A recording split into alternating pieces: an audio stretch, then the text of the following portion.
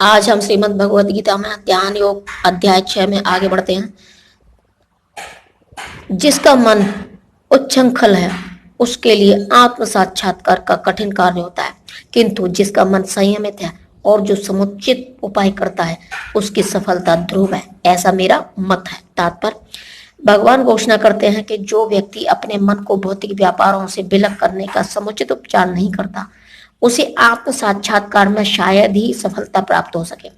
भौतिक भोग में मन लगाकर योग का अभ्यास करना मानो अग्नि में जल डालकर उसे प्रज्वलित करने के प्रयास करना हो। मन का निग्रह किए बिना योगाभ्यास समय का अपव्यय है। योग का ऐसा प्रदर्शन भले ही भौतिक दृष्टि से लाभप्रद हो, किंतु जहां तक आत्म साक्षात्कार का प्रश्न है, यह सब व्यर्थ है। अतः मनुष्य को चाहिए कि भगवान को दिव्य प्रेमा भक्ति में निरंतर मन को लगाकर उसे वश में करे। कृष्ण भावनामृत में प्रवृत्त हुए बिना मन को स्थिर कर पाना असंभव है।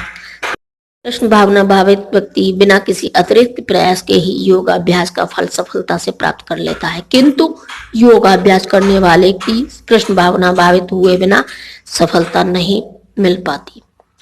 वाच अर्जुन ने कहा, हे कृष्ण, उस असफल योगी की गति क्या है जो प्रारंभ में श्रद्धा पूर्वक आत्म साक्षात्कार की विधि ग्रहण करता है, किंतु बाद में भौतिकता के कारण उससे विचलित हो जाता है और योग सिद्धि को प्राप्त नहीं कर पाता। तात्पर्य, भगवद गीता में आत्म साक्षात्कार का योग मार्ग का वर्णन है।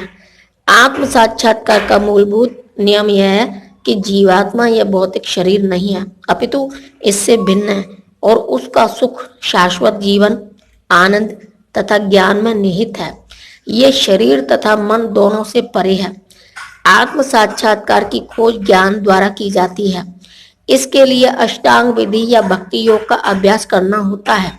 इनमें से प्रत्येक विधि में जीव को अपनी स्वाभाविक स्थिति, भगवान से अपने संबंध तथा उन कार्यों की अनुभूति प्राप्त करनी होती है जिनके द्वारा वह टूटी हुई श्रृंखला को जोड़ सके और कृष्ण भावनामृत की सर्वोच्च सिद्ध अवस्था प्राप्त कर सके।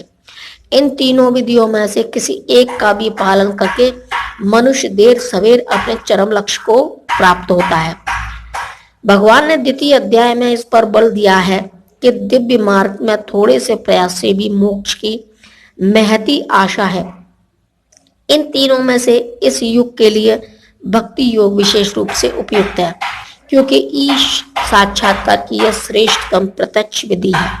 अतः अर्जुन पुनः आश्वस्त होने की दृष्टि से भगवान कृष्ण से अपने पूर्व कथन की पुष्टि करने को कहता है।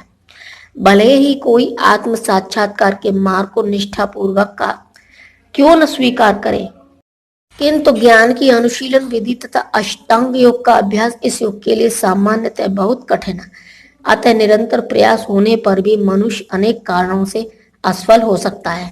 पहला कारण तो यह हो सकता है कि मनुष्य इस विधि का पालन करने में पर्याप्त सतर्क न रह पाए। दिव्य मार्ग का अनुसरण बहुत कुछ माया के ऊपर धावा बोलना जैसा है।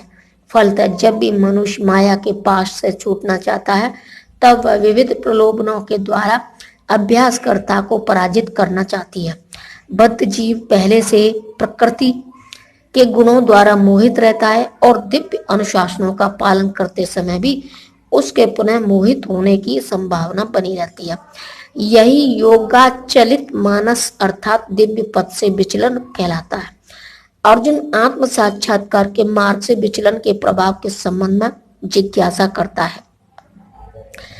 हे महाबाहु कृष्ण, क्या ब्रह्मा प्राप्ति के मार्ग से भ्रष्ट ऐसा व्यक्ति आध्यात्मिक तथा भौतिक दोनों ही सफलताओं से च्युत नहीं होता और छिन्न भिन्न बादल की भांति विनष्ट नहीं हो जाता, जिसके फलस्वरूप उसके लिए किसी लोक में कोई स्थान नहीं रहता? तात्पर्य, उन्नति के दो मार्ग हैं।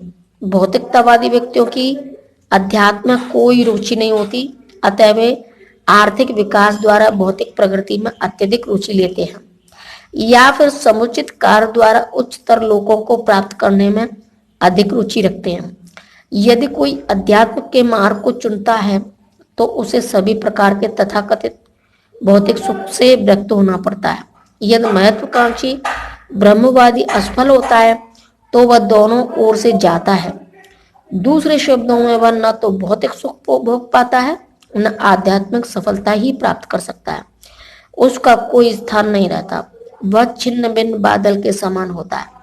कभी कभी आकाश में एक बादल छोटे बादल खंड से विलक होकर एक बड़े खंड में जा मिलता है, किंतु यदि वह बड़े खंड से नहीं जुड़ पाता तो वायु उसे बहा ले जाती है और विराट आकाश में लुप्त हो जाता है। जय श्री कृष्ण।